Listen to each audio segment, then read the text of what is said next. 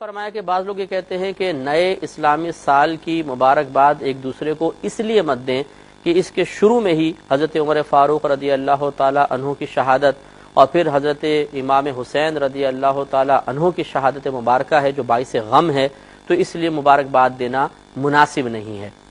دیکھیے حضرت عمر فاروق رضی اللہ تعالی عنہ کی شہادت یہ بھی قاتلانہ حملہ تھا اور ظالمانہ طریقے سے آپ کو شہید کیا گیا، اور ہمارے سروں کے تاج حضرت امام حسین رضی اللہ تعالی عنہ کے ساتھ جو یزیدیوں نے اللہ تعالیٰ ان کو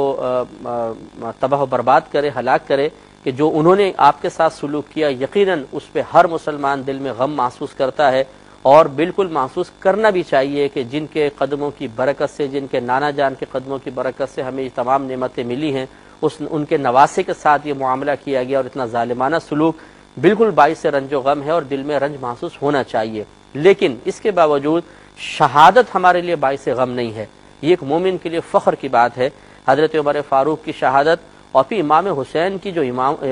شہیدوں کے امام کہلاتے ہیں، امام الشہداء کہلاتے ہیں، ان کی شہادت ہمارے لیے کوئی باعث افسوس نہیں ہے، بلکہ ان کی شہادت، صرف شہادت کو اگر دیکھا جائے تو ہمارے لیے فخر کی بات ہے کہ امام حسین رضی اللہ تعالیٰ عنہ نے، جو کہ واقعی آل رسول بھی تھے، اور انہی کا خاصہ ہے کہ دین کے لیے آل رسول نے جو قربانیاں دی ہیں، یقیناً ان قربانیوں کی نظیر اور مثال پیش کرنا یہ پاسبل نہیں ہے۔ تو ہمارے لیے تو فخر کی بات ہے کہ ہم اگر کوئی بھی غیر مذہب والا